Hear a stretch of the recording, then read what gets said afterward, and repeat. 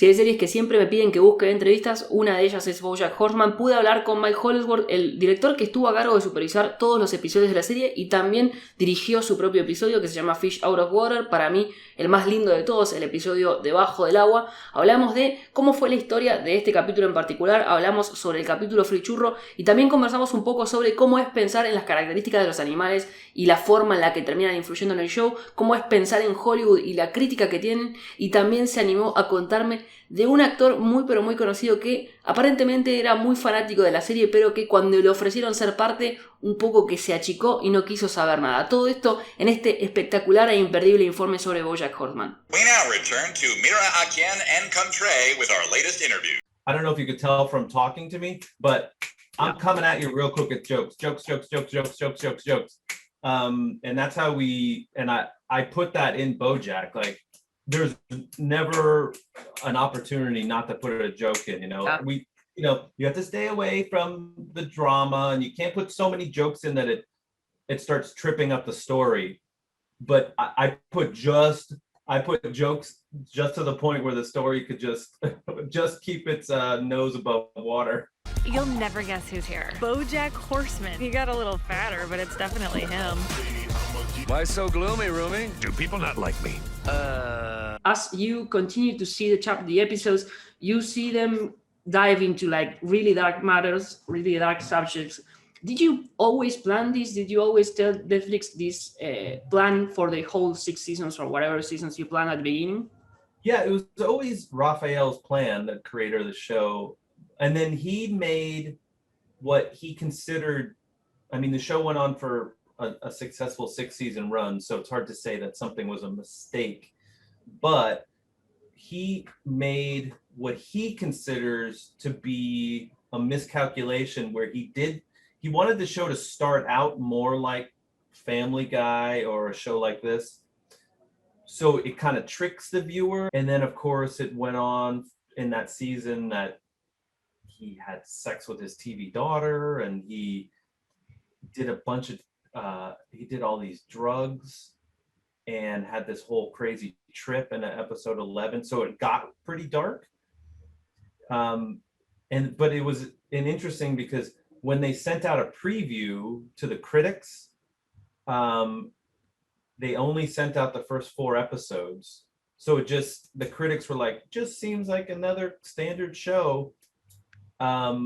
And that kind of hurt us in the beginning. In these first few episodes of the show, you kind of like are just laying tracks, and you have to be like, these are the characters. This is how they interact. This is their environment. All of that information compared to like if you tuned in at the top of season 4, it's just like the show starts and it's moving because it takes for granted that you already know all that stuff. In hindsight, he wishes that he would have gotten darker earlier. But every season kind of went that way. It's like you can start out super dark because it might have been emotionally too heavy in the beginning. Sauce is so sticky. Don't shake. It's dripping all over my body. Don't shake. How much did you research the animals in order to give them jobs? Because it's like the Flintstones. It's like each animal has a job according to the quality of the animal. So how was that, like researching that? Well, I've always just really been into the Looney Tunes, like Bugs Bunny and Daffy Duck, and there was a lot of animal jokes in that. And I really loved the Muppets. In both of those things, the Looney Tunes and the Muppets, there's a lot of kind of jokes that are based around them being animals. And so I always really loved all of that animal stuff. And then I just happen to really love animals, and I'm incredibly interested in animals. Maybe, I don't even know if Raphael original concept was to have so many animal jokes, but it's just that I was put in charge of the show and I just started putting a bunch of animal jokes in there. I really just love those visual animal jokes. And then it was interesting because in the by the end of season 2, we had kind of used all the low-hanging animal jokes, like giraffes are tall, elephants are big, cheetahs are fast, like the things that children know. And then as we moved into further seasons, I you know, at a certain point I said, that's it, no more giraffe jokes. Because all the storyboarders were always just putting giraffe jokes in. And I was like, I'm done with giraffe jokes. I kept trying to find new jokes with new animals. And it got to the point, you know, where we made 6 seasons where I was really going down a deep dive into animals. And there was one where BoJack was throwing a party at his house because he thought he was nominated for an Oscar. And he's throwing a big Hollywood BS party with drugs and alcohol and, you know, and there was I put a character up in the front real quick, and he was an eye, which is from Madagascar. It's a type of lemur. It's a nocturnal lemur. With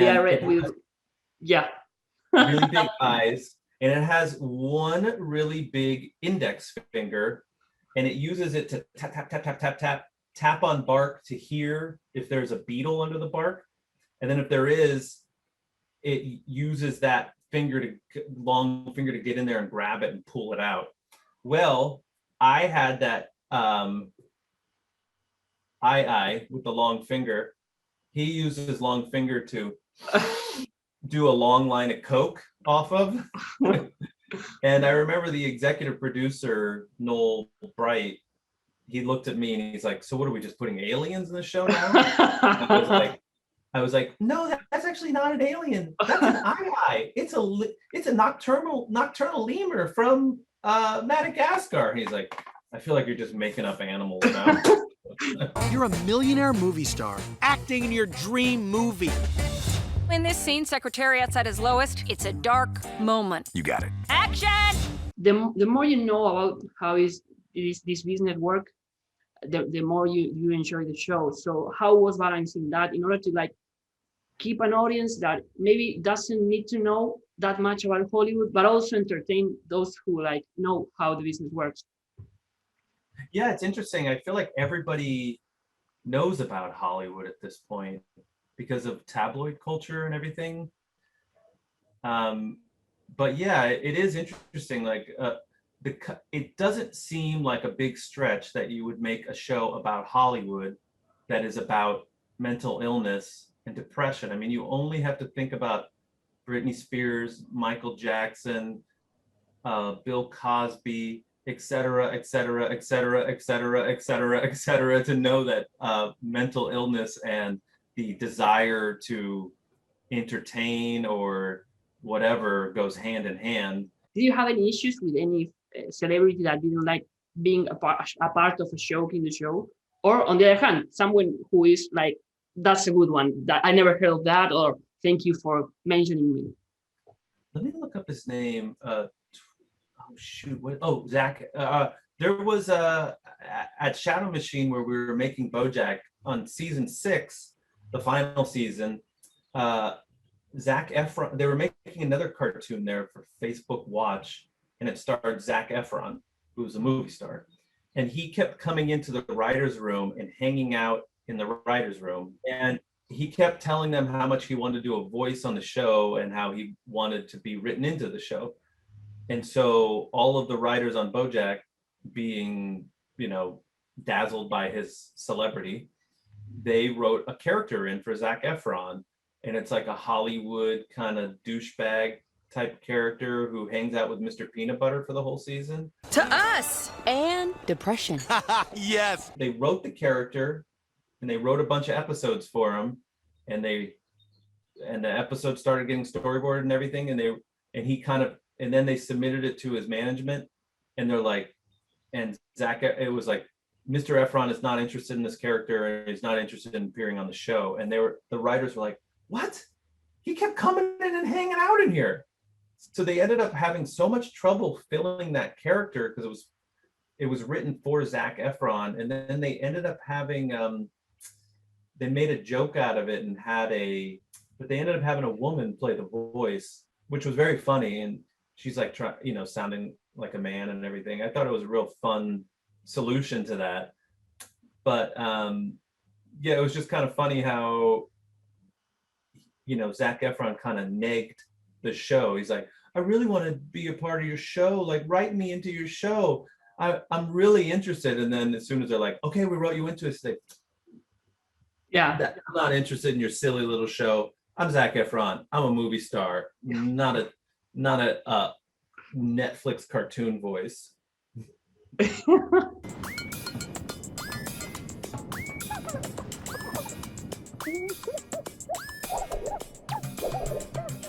It came from either season 1 or season 2. We had a joke in there that one of the storyboarders pitched, where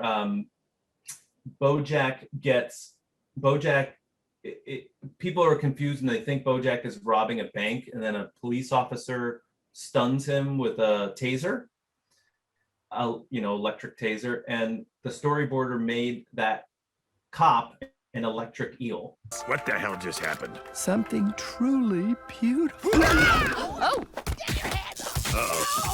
So then I was telling Raphael, I was like, this is a pretty good joke, so I left it in here, and he liked the joke a lot. I was like, but you know what this says about the world? There's like fish walking around on land.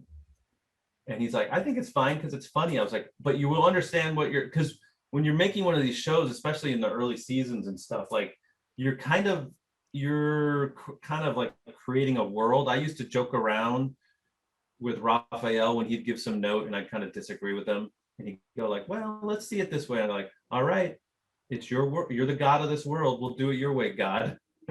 Because you're kind of creating a world. And then when you create the world, there's rules. And I was like, if you are putting this fish on land, then you're creating a rule that this can be a thing.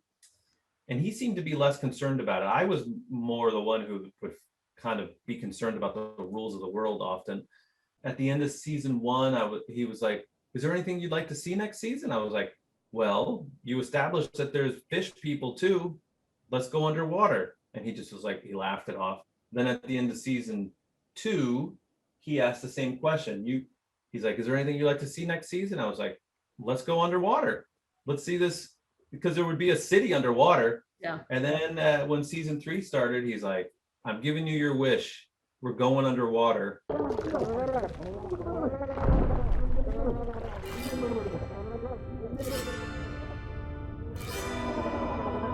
And it was very fun because it was a script that, as compared to the other episodes where the script is 40 pages, that script had very little dialogue, only the cold open. So it was a script that was like 4 pages. And so, which is scary when you know that you need this thing to be 25 minutes. So you just have to fill it in. And then it was a scary premise, but then in the end with the boarding team, we ended up having so much stuff, we had to cut a bunch of it. We were just having so much fun getting in there, and it's just so mumuch fun. And I'm such a big fan of the Looney Tunes, and so it was a natural that I would do it because I know how to do it. It was going to be more cartoony, like BoJack in that episode. We kind of break our rules, like I was saying about that world building, because BoJack is acting a little bit more. He's like moving the needle towards Bugs Bunny or something. Yeah. And also, like, I really love old Hollywood stuff, like Buster Keaton and Charlie Chaplin and stuff like that. And there's a lot of that in there, like that physical comedy, that silent era comedy where they just kind of had to like act with their bodies and stuff.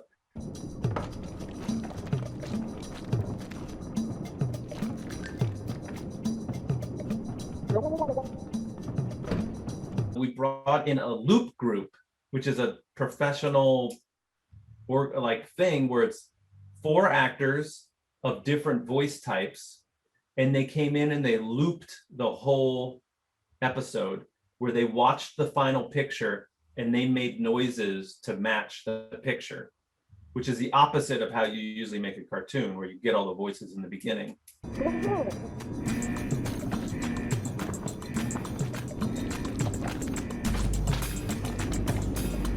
And then you have like the opposite episode for churro, where you have like 25 minutes of dialogue. Here's a story. When I was a teenager, I performed a comedy routine for my high school talent show. Yeah, Raphael was obsessed with doing, he always wanted to do that episode. And his original idea was to do an episode. It was originally meant to be BoJack talking to a psychiatrist. That was the original idea that turned into this idea. And he wanted him to just be in a locked shot the whole time and with no cuts, which we were so scared of.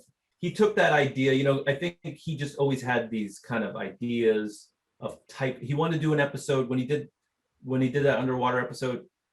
It kind of, he took my request to do an underwater episode, and he had an idea that he wanted to do an entire silent episode. And he brought those together. And in this case, he had an idea that initially started as a psychiatrist thing where BoJack was just talking the whole time and the camera was just on BoJack. And he turned that, and then it met the story arc, and he needed a story. He needed an episode where BoJack's mother died, and he took the need for that fit into the arc and mixed it with this concept of BoJack just talking for a whole time and brought it together and turned it into a eulogy. And Will Arnett did a really fantastic job of it. We did a table read for that episode, and it's just Will Arnett sitting there talking for 30 minutes. It was very impactful. Rehab is making me write a letter to a friend because I guess letter writing is therapeutic. I hear it did wonders for the Zodiac Killer. Anyway, rehab's going fine. Is there like a possibility of more episodes, a movie maybe? Yeah, I do not know. It seems like in a media landscape where people really enjoy those kind of comeback episodes like we had. I don't know how big Breaking Bad is there down in South America. Really big. But then you had that El Camino, and you know, with Aaron Paul, who's also in BoJack. The ending of BoJack was open-ended, like BoJack is still alive. There was all sorts of stuff like that they were going to that hinted at what their futures might be. You know, I could see Netflix at some point maybe making some kind of BoJack movie that kind of continues the story or whatever. Because you know, that was kind of in the ether, like an El Camino style, you know, version of continuing BoJack. But I should qualify that with, it was just the crew talking. That's not from Netflix.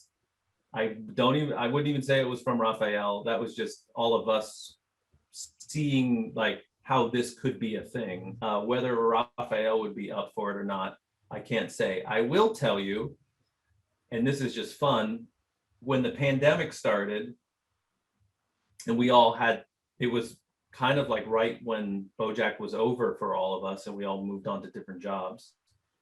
And I texted Raphael, the creator, and I was like, what would BoJack be doing in the pandemic? And Raphael was like, oh, he would love the pandemic. It's like, no, everybody has to stay away from him and he just has to stay at home. Like this is his dream come true. I can change and I will change. Louder. I can change and I will change. I was born to survive. BoJack has in many ways been endorsed and brought into people's hearts even more in other countries than it has in America, especially in Latin America, where because of BoJack, I have been invited to Latin America many times in the last 5 years. Over and over again, I've heard that it's specifically speaks to themes of mental health in Latin America. Yeah. The youth in Latin America really kind of keyed into that. BoJack is really big in China as memes. Like the show is banned in China, but it's really big in memes. And they're very much into the kind of themes of depression in it. And then in Russia, it's really big. And I was told it's because it's put up as an example of American excess. They are right in a way. Yes. Who loves you, boy? Well, that was another in a long series of regrettable life choices.